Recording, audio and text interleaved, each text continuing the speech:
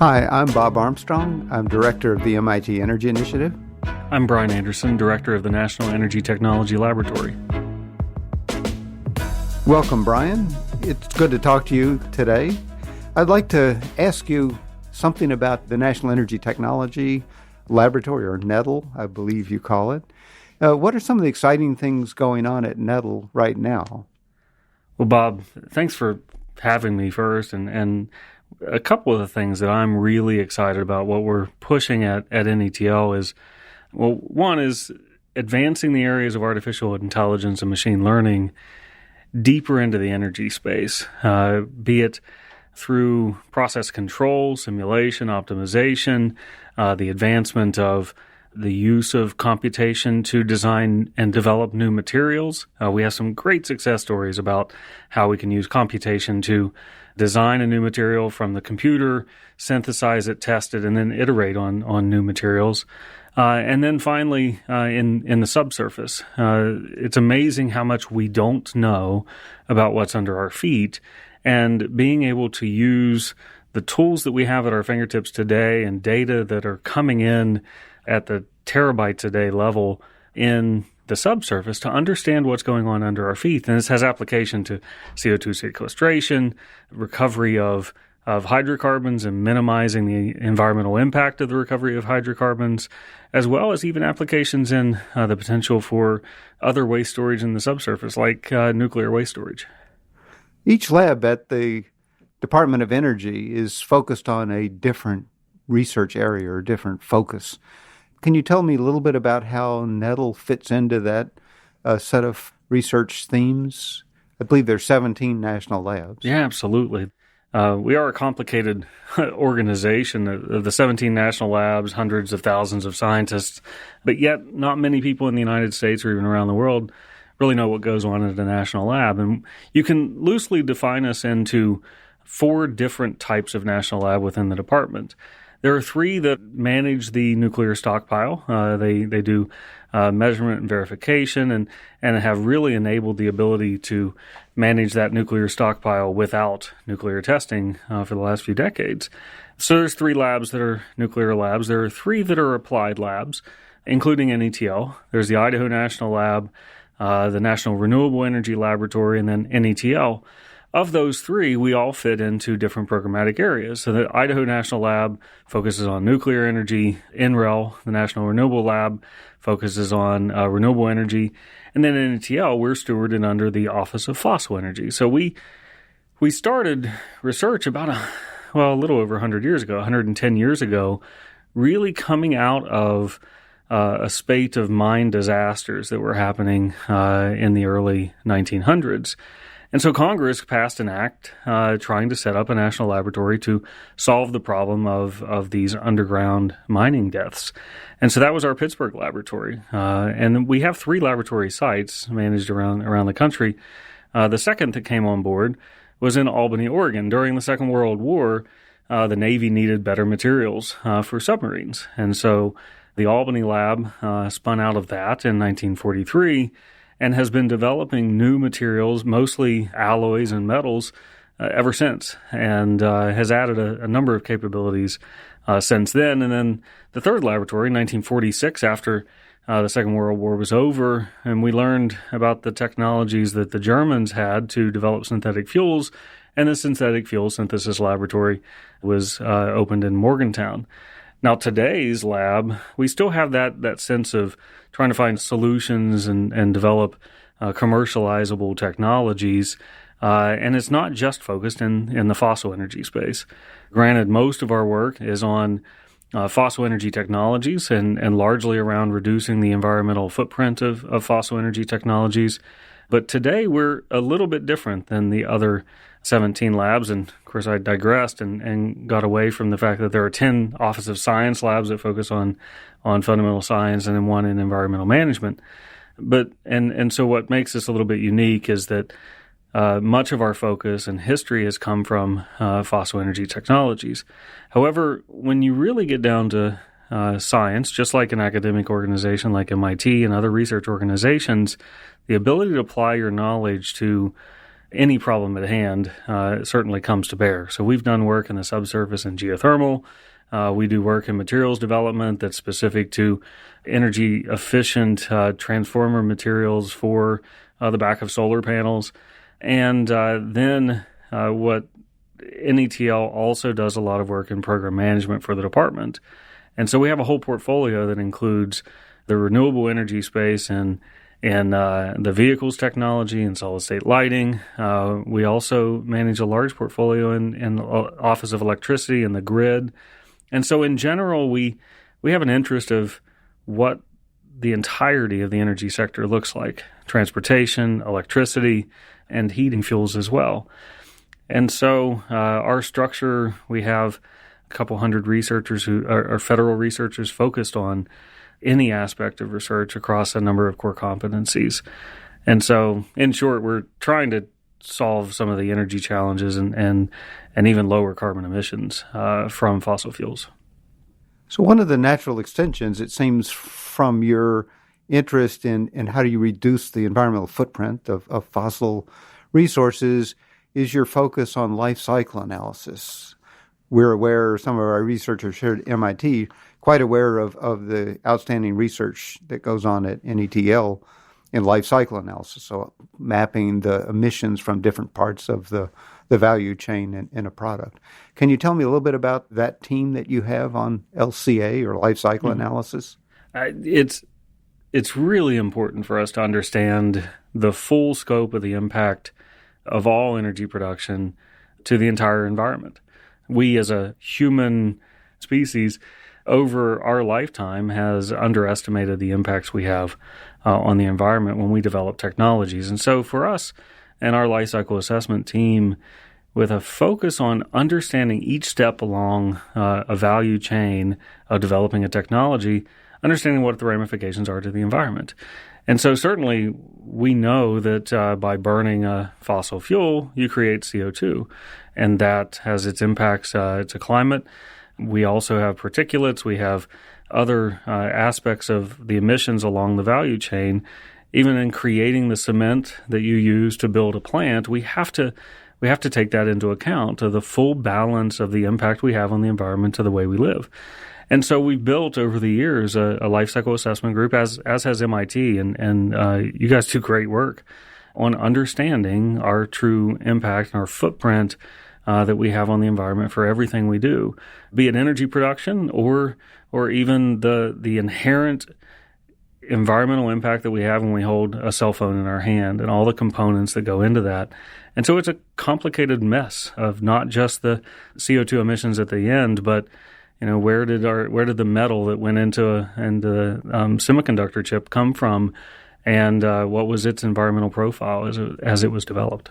So is some of that life cycle analysis work what has led you to your interest in carbon capture technology? And tell me a little bit about what you see as really promising carbon capture technologies. Well, my personal story has certainly an MIT connection, and that's where my interest in life cycle started, was here at MIT, and specifically to carbon capture. Back in I think it was 2001, I did a semester's worth of work with Howie Herzog on CO2 capture and sequestration, understanding how we could either capture and dispose of the CO2 we're emitting.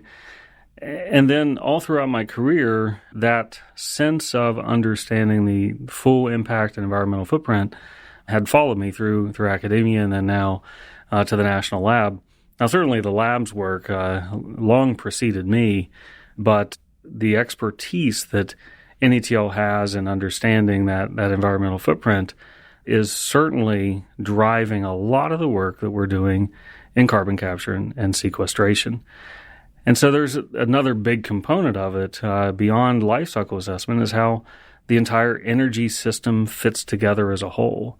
And that has ramifications, certainly when we flip on our lights and our entire economy is built upon reliable energy that we have at our fingertips. And so beyond even our environmental footprint, it's our way of life in the developed world. And so we have to be able to try to develop and assess all of the potential pathways that lie in front of us so we can take the next right step when we deploy new energy technologies. So a big problem with carbon capture has been cost.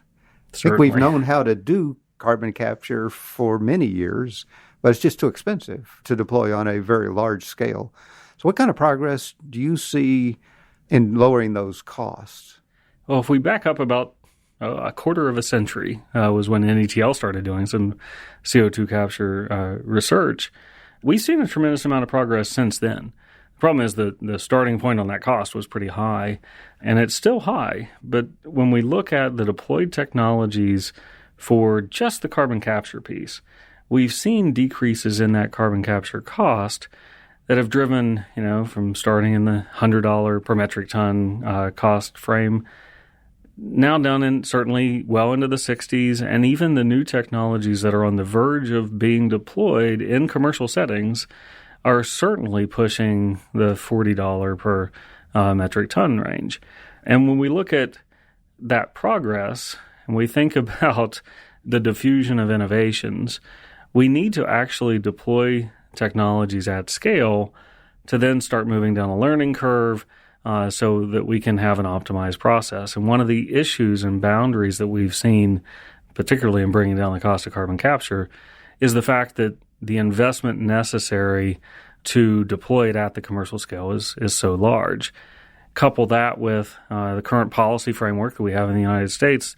Well, currently we do have incentive for CO2 capture and sequestration or use, but that's really the 45Q tax credit that's on the books now is really recent in the time frame of the development of carbon capture technologies. And so I see a tremendous potential in the very near term to get a number of projects out in the commercial space as leaders and innovators in bringing the technology to scale. And so when we start tackling the second and third generation of carbon capture materials that can pull CO2 out from flue gas, and then couple that with experience in the subsurface and long-term storage, I think we're right at the cusp of seeing some larger scale deployment of carbon capture and utilization. So for listeners, there are three steps here, right? There's capture of the carbon itself, the CO2 in a flue gas, for example. There's compression and piping of the gas to a site where it can be stored underground. And then there's the so-called sequestration part where you pump it underground. Yeah, Bob, thanks for adding that. I would add a fourth one, is you then have to regenerate the material used to capture. I do that as part of the capture process, but that's one of the huge barriers that we have. The prices you were quoting earlier, are those for just the carbon capture piece, or is that for the entire chain, so all the way through sequestration? That's really just for the carbon capture piece. The National Petroleum Council has just released a report not too long ago on the cost of carbon capture, and their numbers include the entire value chain, and so that's why they'll be significantly different than the numbers I was just saying. I'm just focused on the capture technology. But I think that's 3/4 of the cost, right? The biggest cost in CCS is the carbon capture. It is our analysis between 63 and 70 some percent. Yeah, so close to 3/4. So we can round off to 3/4. We can round off to 3/4. How do carbon capture and sequestration technologies impact climate change, do you think? What's the opportunity space there going forward? I see it that we need all available technologies that includes the non-emitting sources of energy that have seen tremendous gains both in deployment and reductions in cost. I mean, you look at the reduction in cost curves that we've seen for solar and wind are tremendous. And so the energy system is extremely complicated, and a lot of people do quote that wind and solar are intermittent. They're variable. We can't control them. We can't control the clouds, and we can't control the wind. And so when we start seeing very deep penetration of renewables, we start running into some issues in that reliable energy that we so rely on in our economy in the developed world. And there's a number of technologies that can fill that gap. Storage is coming along. The price of storing electrons is decreasing. It hasn't decreased as fast as we really need it in the near term on the grid. And that's where the characteristics of fossil energy turned into electrons provides a tremendous opportunity to keep the cost of electricity down, make sure that the grid is reliable and stable and has good everything from the frequency of the grid that comes in relies on the actual mechanical motion of spinning the generation capacity. Those attributes that the fossil energy sector has are very valuable. And now if you can develop the technology to capture carbon and sequester it, now we're really able to try to tackle the climate problem. And so I view it as a key component in the near term to try to put us on a pathway for carbon reduction. And certainly in the United States, with the coupling of the non-emitting renewables that have been deploying over the last few years, plus the fact that we have seen tremendous increase in natural gas power generation, we have been able to start on the pathway of decarbonizing. And then if we have the technologies to decarbonize those natural gas resources, the coal resources, coupled with increased renewables, we can start to see the pathway to decarbonization. So carbon capture and sequestration can help us to quickly reduce the emissions from fossil fuels. What's the opportunity for using CCS for removing CO2 from the atmosphere? So-called negative emissions technologies. Yeah. I'm so glad you asked that, because the technologies are perfectly portable from coal generation of CO2 to natural gas generation of CO2 or biomass. And that's where you're leading me down that path, because one viable option is growing biomass that's grabbing CO2 out of the atmosphere and what looks like something some people would call direct air capture. Biomass is doing it naturally, pulling the CO2 out of the air. And then if you were to use that biomass for energy production and capture the CO2 on the backside, you are in fact creating a negative emission product. I think there are lots of other opportunities beyond just the biomass on its own in negative emissions technologies, particularly if you start moving the needle on the cost of capturing CO2 directly from the atmosphere. And so similar technologies, really, it's the same, but tailoring the technologies we're developing for capturing CO2 from a power plant, if you can then tailor that process to capturing CO2 directly from the air at 400 parts per million, then you can also have negative emissions processes. So I really do view carbon capture and sequestration as a vital technology that we have to develop.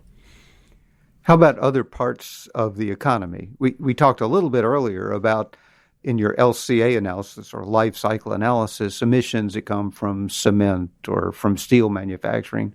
Is there an opportunity to use CCS there, or are there different technologies we should pursue for cement manufacturing or for steel manufacturing or other large industrial products? Really, the CO2 capture process, I guess I should have really started with this. It's just simply about being able to separate the CO2 from other gases that are coming out of any process. And so it's perfectly portable, the technologies, but they need to be tuned to the type of mixture of gases that one might be separating them from. And so one perfect example, and we at NETL, we're managing a project with Arthur Daniels Midland in Illinois where they're capturing the CO2 from an ethanol plant. The ethanol is biomass-derived ethanol for the transportation sector, and their project is capturing the CO2 and injecting it in a permanent storage in a saline aquifer. And so that's a perfect example of other types of processes beyond just a power plant.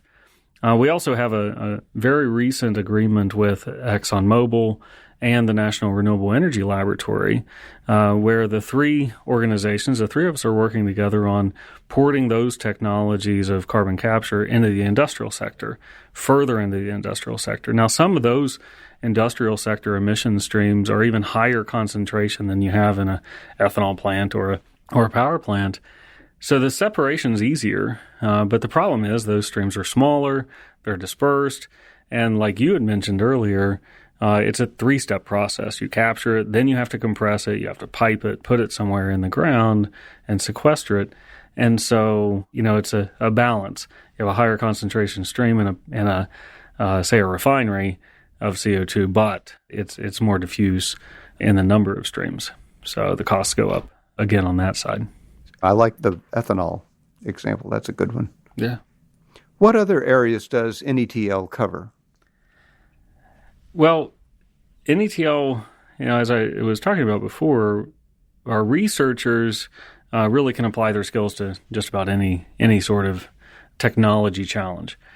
But one thing I didn't mention about NETL is that of the 17, we're the only one that's a government-operated laboratory. And so I and the majority of my colleagues are all federal employees. We're at the other 16 national labs.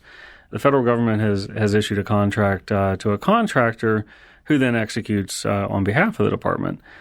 The reason that's an important distinction is because we do project management not just for the Office of Fossil Energy, but the Office of Electricity, Cybersecurity, Energy Security, and Emergency Response, and the renewable energy portfolio, at least parts of the renewable energy portfolio. And so the staff at NETL, not only the researchers, but the project managers, all span the range of renewable energy, electricity, cybersecurity, and fossil energy. And so one of the things that we try to do as a lab is integrate the technologies that folks are working on across the country with what we're working on inside NETL. And so it's a challenge. We are managing 900 different projects across the country with 600 different project partners, and it's a total research portfolio of just shy of $1 billion a year. And so what we challenge our project management teams as well as our research internally is to get the best value out of all of that money that we're managing for the taxpayers. And so where we see technologies being developed at a university in electricity versus what we see coming from industry in the fossil sector, if we see some overlap, we want to try to bridge that gap. So that's something that really excites me because we're not focused purely on fossil energy. We're really focused on the entire energy sector as a whole. As you've described, fossil energy falls under the purview of NETL, and yet clearly the world needs to reduce emissions of CO2 and reduce it rapidly. How do you make progress in that at NETL? I agree with you. We are stewarding the bulk of the fossil energy research program, but yet we do, in fact, need to dramatically reduce emissions. Well, one of the things that makes me proud of what we do is the fact that globally, fossil energy is a huge part of our energy portfolio. It's a huge part of people's daily lives. I'm not sure we can solve the climate problem, solve the emissions problem without developing the technology specifically for fossil energy. We live in a global world, and in the U.S., we might have resources that can allow us to get to a much, much deeper penetration of non-emitting fuels than we can around the world. And so the technologies we're developing, it's why we have relationships across the globe so that the technologies that we're working on can then be deployed to help decarbonize the entire footprint across the planet. Even though we've made tremendous strides over the last few decades in the deployment of non-emitting renewable energy sources, we're still at 85% fossil energy in the U.S. And when we really break that down, even just in the last couple of years, is when the transportation sector has surpassed the power generation sector in being the largest sector of CO2 emissions. We still have a big challenge ahead of us.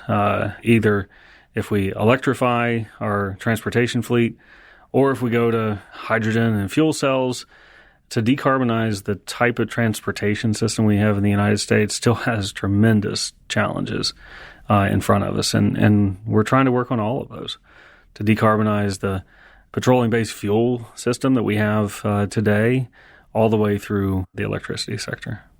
I think you said once, which I think is interesting.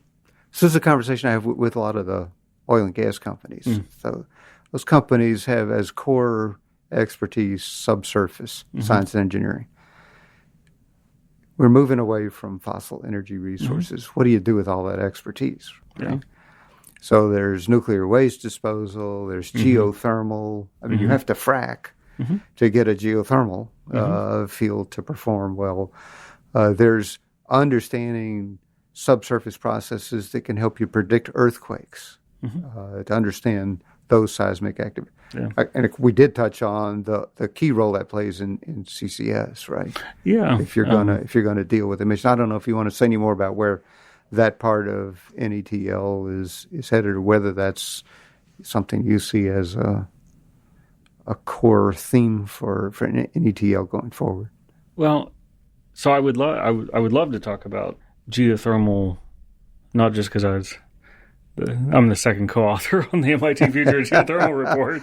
It's Tester, Anderson, and not just because of that, but one thing I was trying to highlight is that energy research requires collaboration, and that sometimes people get siloed in both directions. They get siloed on their expertise. The chemical engineers might not work with the mechanical engineers as much as they should, but they also get siloed on the topic area. People who do, most academics are pretty good at, if I do oil and gas, I know a bit about, fracture mechanics that I can apply to geothermal as well. But the industry isn't doing that right now as well as we need them to for geothermal. And so it's an area where, as you said, there's a lot of subsurface advancements of technologies and science that are needed because the potential is so great. If you calculate the amount of heat and converting that heat to work under our feet, if we can lower the cost of drilling to deep depths and be able to stimulate rock, by stimulate I mean create water flow pathways in the rock deep below our feet, and we can create vast amount of energy. I'm talking on the order of what is deployed today in wind and solar if we can really crack that nut.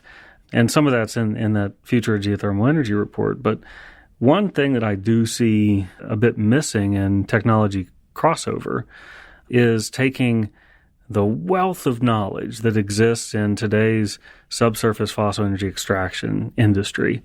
Those folks who have been doing oil and gas for a century and come up with tremendous advancements in technology, to be able to take those technologies and cross them over into the geothermal space can really unlock a tremendous resource that we have. Geothermal has been around for a long time. The Larderello well in Italy was drilled, I think now 115 years ago or so. And so it's not new, but we've been drilling oil and gas wells for a long, long time before we developed the way to do horizontal drilling and stimulation of multi-zonal fracs under the subsurface. Today, the oil and gas industry is drilling horizontal wells that are tens of thousands of feet, multiple miles horizontally. If you can take just a fraction of that technology advancement in the oil and gas sector and get it deployed into geothermal, then we actually have at our disposal a baseload, non-emitting renewable energy resource. And so I know MIT's done a lot of work here, and NETL has too. Our geoscientists are certainly not afraid to apply their expertise into anything in the subsurface, and including and especially geothermal. You mentioned the work you do with developing countries, other parts of the world, and how important that is. And I reflect on the fact that in the developed world generally, use of coal has gone down, and yet in developing countries, coal use is going up as they increase standard of living, as they increase energy use per capita. How can the technology being developed at NETL help address that challenge? As developing countries use more energy, how can we continue to drive emissions down? Yeah, what you're describing is that the dual challenge. The dual challenge of trying to increase the quality of life that we have globally as a planet.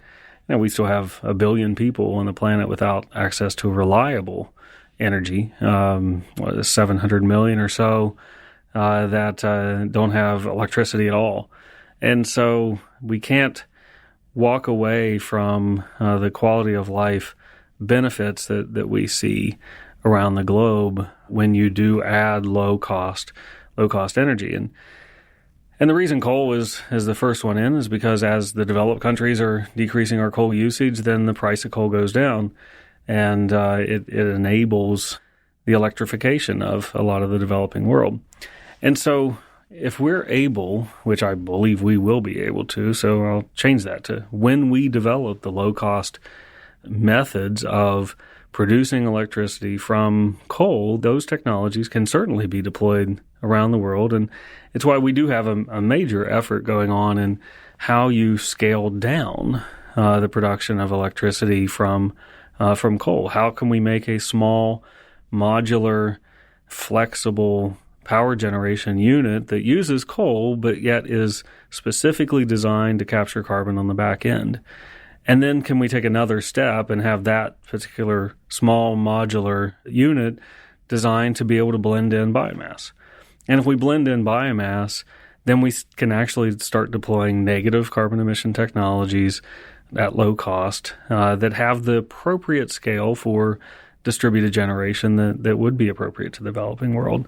And so that particular effort, I think, has a tremendous potential for wide-scale deployment in the areas that need better, reliable energy.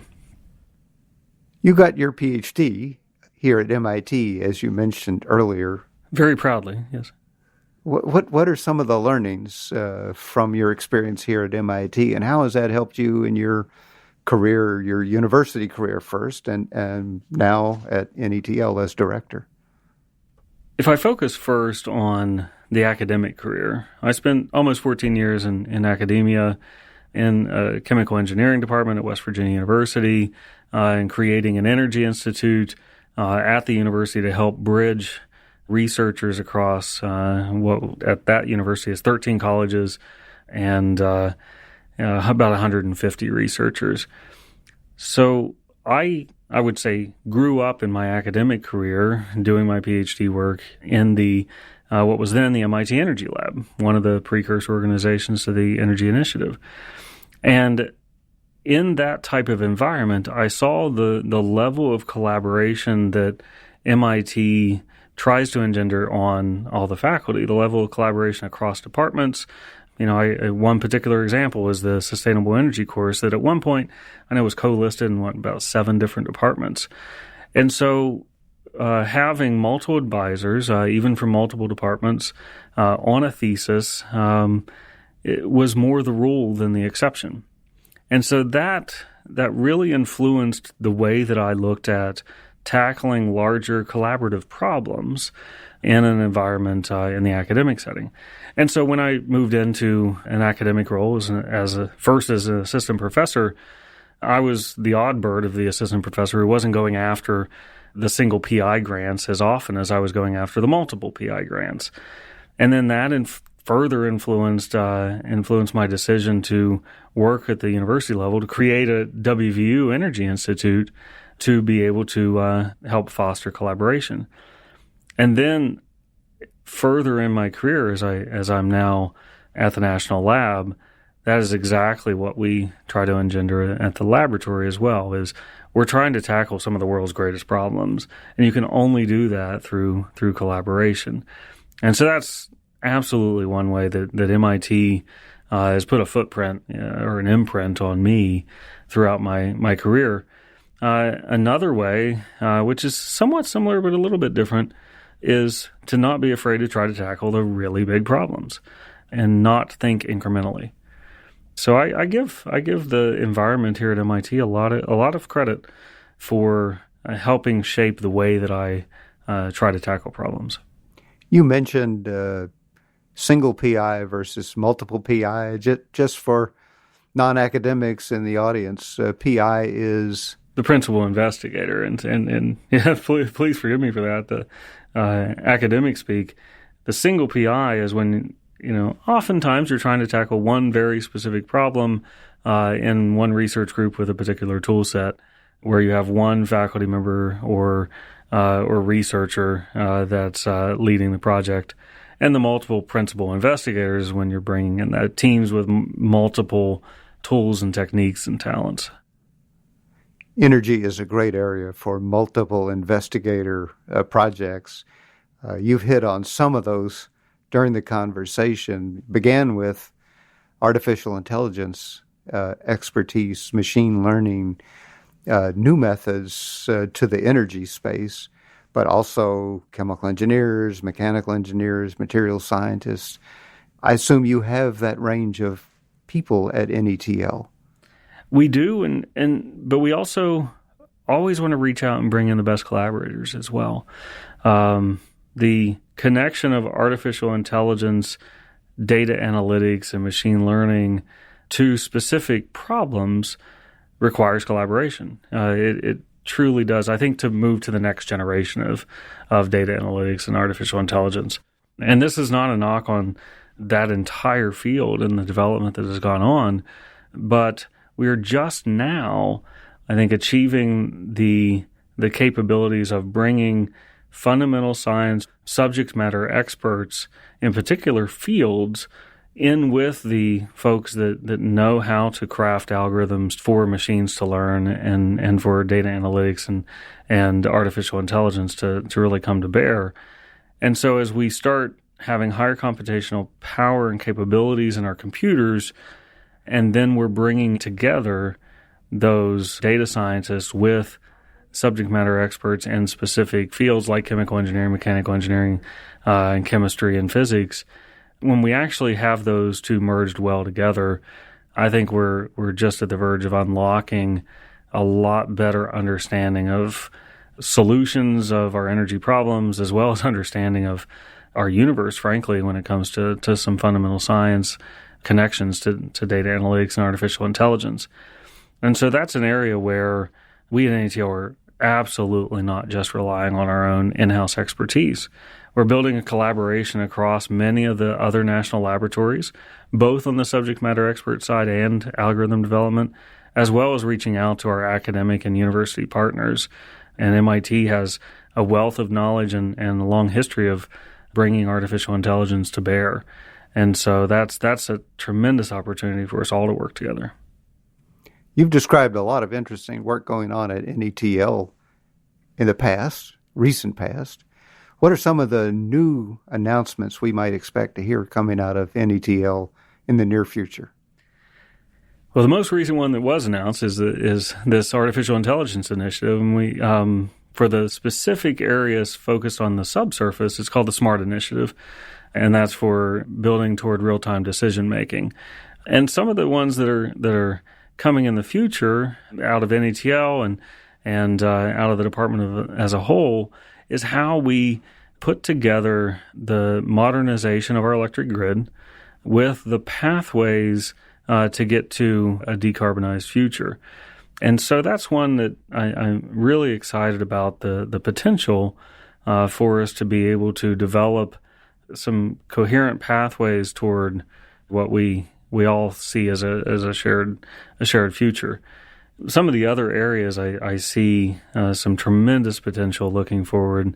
And again, sorry to go back to this artificial intelligence space, but in the area of developing extreme materials for extreme environments that, again, doesn't just focus on fossil energy, but we need better alloys for the small modular nuclear reactor. We need better alloys and materials for solar concentrating units and stations.